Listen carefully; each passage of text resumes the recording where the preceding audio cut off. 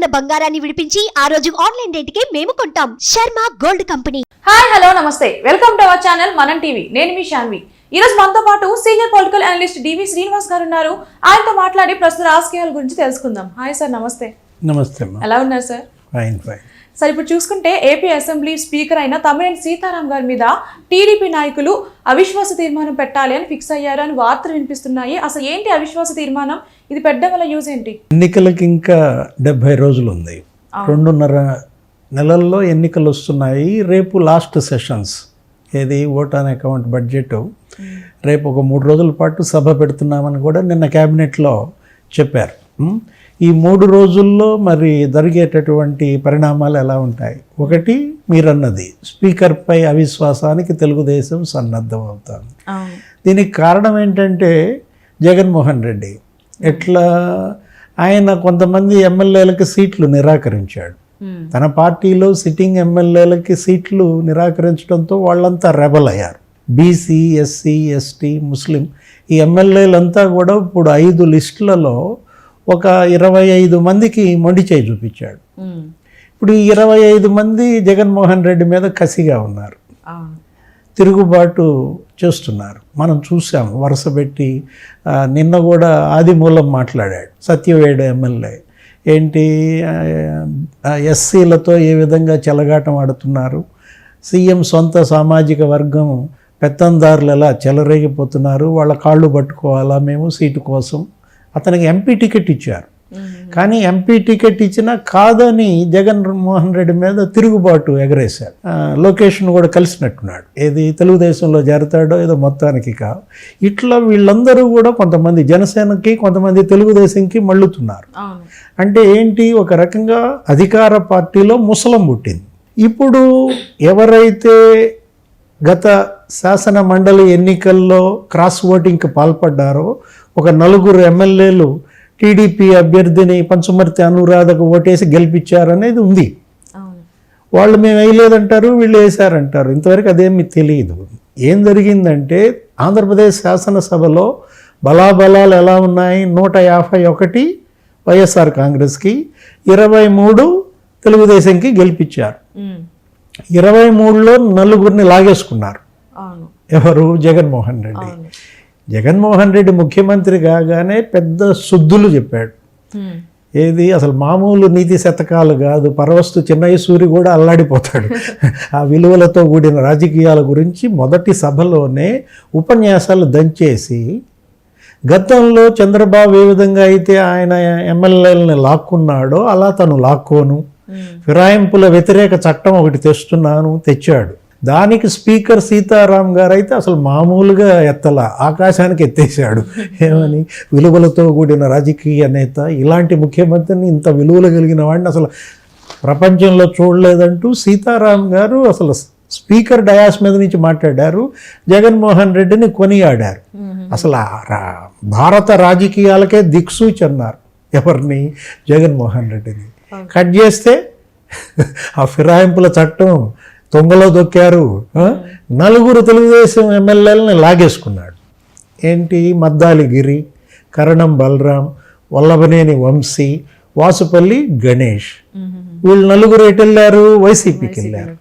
అంటే తెలుగుదేశం బలం 23 నుంచి పడిపోయింది 19కి, వీళ్ళు పెరిగారు 155కి. ఇలా నడుస్తూ ఉన్నప్పుడు కౌన్సిల్ ఎలక్షన్ జరిగింది. గెలవలేకపోయినా తెలుగుదేశం క్యాండిడేట్ని పెట్టింది.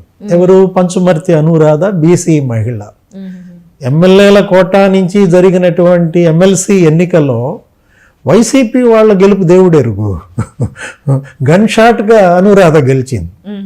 అంటే ఫస్ట్ విన్ ఆమెదనమాట. గెలవాల్సిన వైసీపీ వాళ్ళ ఏమో ఇంకా గెలుపు నిర్ధారణ కాకముందే అనురాధ గెలిచేసరికి ఒక్కసారిగా స్టన్ అయిపోయారు. ఏంటి, అసలు మైండ్ బ్లాక్ అయిపోయింది అనమాట. మేము 4 తూపోయాం కదా, 19తో ఎట్టా గెలుస్తుందంటే ఆమెకి ఎన్ని వచ్చాయి? 22, 23 వచ్చాయి. అంటే ఏ 4 తీసుకువెళ్ళారో మరో 4 ఓట్లు ఆమెకి పడ్డాయి. వెళ్ళిన 4 వైసీపీకి వేస్తే వైసీపీలో ఎవరో 4 ఈమెనేసి గెలిపించారు. ఇక ఆయన జుట్టు వీక్కున్నాడు జగన్మోహన్ రెడ్డి.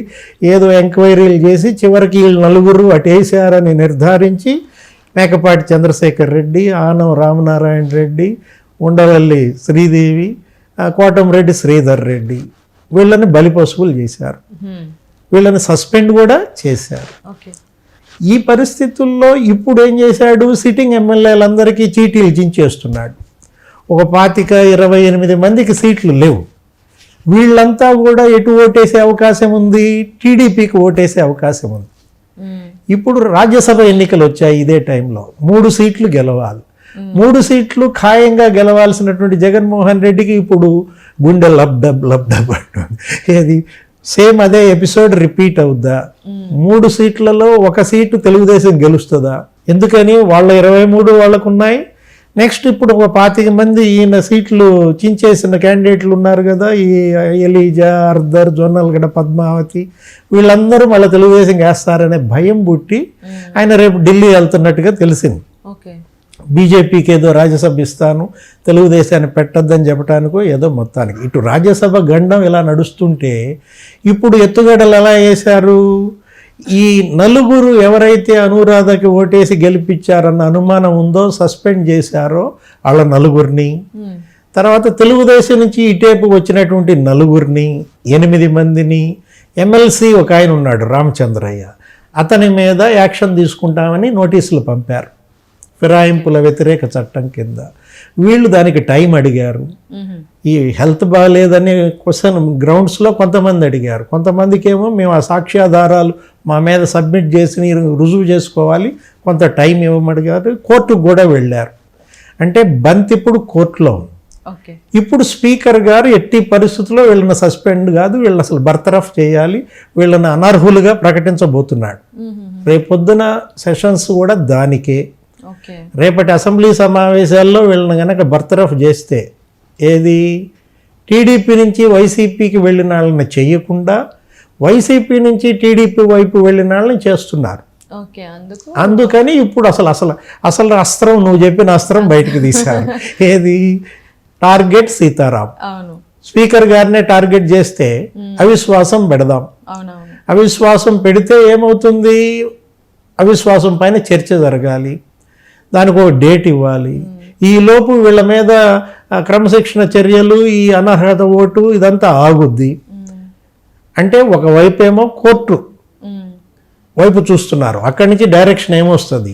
రెండో వైపు ఏమో అవిశ్వాసం తెస్తున్నారు. మీరు ఏదైతే ప్రస్తావించారో ఎలక్షన్స్ కూడా దగ్గరలో ఉన్నాయి, ఏమైనా యూజ్ ఉందంటారా? అంటే ఇప్పుడు ఇరకాటంలో పెడుతున్నారు ఎవరు, తెలుగుదేశం ఎమ్మెల్యేలు, నెక్స్ట్ జగన్ తిరస్కారానికి గురైన రెబల్ ఎమ్మెల్యేలు కలిసి ఇప్పుడు జగన్మోహన్ రెడ్డిని, తద్వారా స్పీకర్ని ఇరకాటంలో పెట్టే ప్రక్రియ. 2 గండాలు ఇప్పుడు గట్టెక్కాలి జగన్మోహన్ రెడ్డి. ఒకటి రాజ్యసభ ఎన్నిక గండం గట్టెక్కాలి, రేపు ఒకవేళ కొత్తగా వస్తూ పడుతుంది పిడుగులాగా అవిశ్వాసం. అవిశ్వాసం కొత్తదేమీ కాదు. అవిశ్వాసం ఏంటి, గతంలో తెలుగుదేశం అనేక మంది స్పీకర్ల మీద అవిశ్వాసం పెట్టింది. కిరణ్ కుమార్ రెడ్డి స్పీకర్గా ఉన్నప్పుడు ఆయన పైన అవిశ్వాసం పెట్టింది. అట్లాగే నాదెండ్ల మనోహర్ ఇప్పుడు జనసేన ఈయన స్పీకర్గా ఉన్నప్పుడు అతని పైన కూడా అవిశ్వాసం పెట్టింది. ఏంటి, ప్రభుత్వం పైన అవిశ్వాసం పెడతాం, నెక్స్ట్ స్పీకర్ పైన కూడా అవిశ్వాసం పెడతాం. స్పీకర్ గనక బయాస్డ్గా వ్యవహరిస్తే, ప్రతిపక్షం యొక్క హక్కులను కాలరాస్తుంటే, ఆయన ఏంటి, ఎప్పుడైతే స్పీకర్గా ఎన్నికయ్యాడో పార్టీకి రాజీనామా చేయాలి. ఇది ఒక చక్కటి నైతిక ప్రవర్తన. గతంలో పనిచేసిన స్పీకర్లంతా కూడా ఆ ప్రామాణికాలను స్థాపించారు. కాకపోతే ఒక 15-20 ఏళ్లుగా ఏమైంది, దాన్ని కాస్త తొక్కేశారు.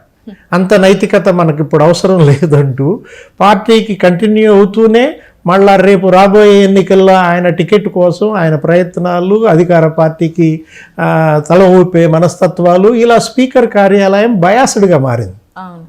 స్పీకర్ ఎప్పుడైతే ఏకపక్షంగా ఒక పార్టీకి కొమ్ముగాస్తున్నాడు అనేది వెళ్ళిందో అది ప్రతిపక్షానికి ఇబ్బంది అన్నమాట. ఇప్పుడు గత 5 ఏళ్లుగా ఆంధ్రప్రదేశ్ అసెంబ్లీ మీరు చూశారు, ఏది ప్రధాన ప్రతిపక్ష నాయకుడు మాజీ ముఖ్యమంత్రి అసెంబ్లీని బాయ్కాట్ చేశాడు. ఏది, ఇది గౌరవ సభ కాదు కౌరవ సభగా మారింది.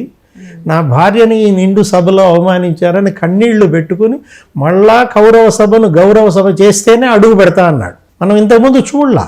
ఏది ఆంధ్రప్రదేశ్ శాసనసభలో ఇలాంటి పరిణామాలు చూడలేదు. తమిళనాడులో చూసాం, జయలలిత పట్ల, కరుణానిధి పట్ల అక్కడ జరిగినటువంటి అమర్యాద మనకు తెలుసు. మరి అది అంటువ్యాధిగా ఇక్కడికి వచ్చిందో ఏమో కానీ ఆంధ్రప్రదేశ్ శాసనసభ ప్రతిష్ట కూడా గత 5 ఏళ్లలో దెబ్బతినేటటువంటి పరిణామాలు చోటు చేసుకున్నాయి. స్పీకర్ కూడా వివాదాస్పదమైన చర్యలకు పాల్పడుతున్నారు, వివాదాస్పదమైన వ్యాఖ్యలు చేస్తున్నారు. ఇవన్నీ కూడా ఏమవుతుంది, స్పీకర్ యొక్క ప్రతిష్టని కించపరుస్తున్నాయి, ఆ స్థానం యొక్క ప్రతిష్టని దిగజార్చేలా ఉన్నాయి. ఇప్పుడు సీతారాం గారు కాదు, ఆయన ఏంటి, గౌరవ సభాపతి. ఆయన పైనే ఎలిగేషన్స్ వస్తే, ఆయనే మరి ఉద్రిక్తమైన వ్యాఖ్యలు చేస్తే ఏమంటాడు ఆయన బయటకు వచ్చినప్పుడు, మాజీ సీఎం చంద్రబాబుకి ఉద్దేశించి ఆయనకి సెక్యూరిటీ ఎందుకు, ఆయన సెక్యూరిటీ తగ్గించమని నేను కేంద్రానికి లేఖ రాస్తా అంటాడు. ఇది ఒక స్పీకర్ అనాల్సిన మాటలేనా? ఆయనకి తెలుగుదేశం ఎంతో, వైసీపీ అంతే, 2 పార్టీలు 2 కళ్ళుగా స్పీకర్ చూసుకోవాలి. అంతేగాని నువ్వు మాజీ ముఖ్యమంత్రి భద్రతని నువ్వు క్వశ్చన్ చేస్తానంటే అది ఏ విధమైన మెసేజ్ని మీరు ప్రజలకు ఇస్తున్నారు? ఇప్పుడు అవిశ్వాస తీర్మానంలో కూడా ఏంటి అంటే జగన్మోహన్ రెడ్డి గారికి సపోర్ట్గా ఉంటూ టీడీపీ వాళ్ళకి ఎవరైతే ఎమ్మెల్యే షిఫ్ట్ అయ్యారో అక్కడ అన్యాయం అనేది జరుగుతుంది. అది అవిశ్వాసం అనేది ఎందుకు పెడతామంటే అది ఒక ఆయుధం. ప్రజా సమస్యల పరిష్కారంలో ప్రభుత్వ వైఫల్యాలని ఎండగట్టే ఆయుధమే అవిశ్వాసం. అవిశ్వాసం ద్వారా ప్రతిపక్షం గెలుస్తుందని కాదు, ప్రభుత్వం పడిపోతుందని కాదు. తద్వారా ఏంటంటే ప్రజల సమస్యలు అసెంబ్లీలో చర్చకు వస్తాయి, ప్రభుత్వ వైఫల్యాలని ఎండగట్టే వేదికగా అది మారుతుందన్నమాట. స్పీకర్ యొక్క పక్షపాత ధోరణిని కూడా ఖండించడానికి అది ఉపయోగపడుతుంది. ప్రభుత్వం మీద అవిశ్వాసం, సభాపతి మీద అవిశ్వాసం, 2 రకాల అవిశ్వాసాల్లో అంతిమ లబ్ధి ఎవరికి జరుగుతుంది? ప్రజా సమస్యల ప్రస్తావన, నిరంకుశ పాలనకి వ్యతిరేక గళం వినిపించటం, వీటికి ఉపయోగపడే అవిశ్వాసం అన్నమాట. ఇప్పుడు స్పీకర్ గారు మాజీ ముఖ్యమంత్రిని ఉద్దేశించి ఈయనకి బ్లాక్ కమాండోస్ అవసరమా? బ్లాక్ కమాండోస్ కనుక లేకపోతే చంద్రబాబు ఫినిష్. ఒక స్పీకర్ అనే మాటేనా? బ్లాక్ కమాండోస్ కనుక లేకపోతే చంద్రబాబు ఫినిష్ అని అన్నారంటే మరి సీతారాం గారి వ్యాఖ్యలను మనం ఎలా చూడాలి? ఆయన సభాపతి వ్యాఖ్యలుగా చూడకూడదు. ఆయన ఏంటి, వైఎస్ఆర్ కాంగ్రెస్ పార్టీ నాయకుడిగా మాట్లాడుతున్నాడు అనమాట. వైఎస్ఆర్ కాంగ్రెస్ పార్టీ నాయకుడిగా స్పీకర్ ప్రవర్తన ఉంది అనేది వాళ్ళ ప్రజల కళ్ళ ముందు ఉన్నప్పుడు స్పీకర్పై అవిశ్వాసం అనేది అల్టిమేట్గా ముందుకు వస్తుంది. ఈ అవిశ్వాసంలో తెలుగుదేశం గెలుస్తుందని కాదు, కాకపోతే ధర్మో రక్షతి రక్షితః, న్యాయాన్ని కాపాడాలి, ప్రజల వాణిని బలంగా వినిపించాలి. దానికోసం ప్రతిపక్షం తీసుకునే ఎత్తుగడే అవిశ్వాసం అన్నమాట. ఈ రేపటి అవిశ్వాసమే గనక పెడితే సీతారాం గారు మరి దాన్ని అనుమతిస్తే ఈ సెషన్ ఇంకొంచెం కంటిన్యూ అవ్వాలి. మరో వారం రోజుల పాటు సెషన్ జరగాలి, దానిపైన మళ్ళీ చర్చలు జరగాలి. అధికార పార్టీ మాట్లాడాలి, ప్రతిపక్షం మాట్లాడాలి. ఈలోపు పుణ్యకాలం గడిచిపోద్ది. సెంట్రల్ ఎలక్షన్ కమిషన్ నోటిఫికేషన్ కూడా 20వ తారీఖు అంటున్నారు. ఏం జరుగుతుందో చూడాలి. మరి వేచి చూడాలి ఏం జరుగుతుందో. And thank you sir. నమస్తే.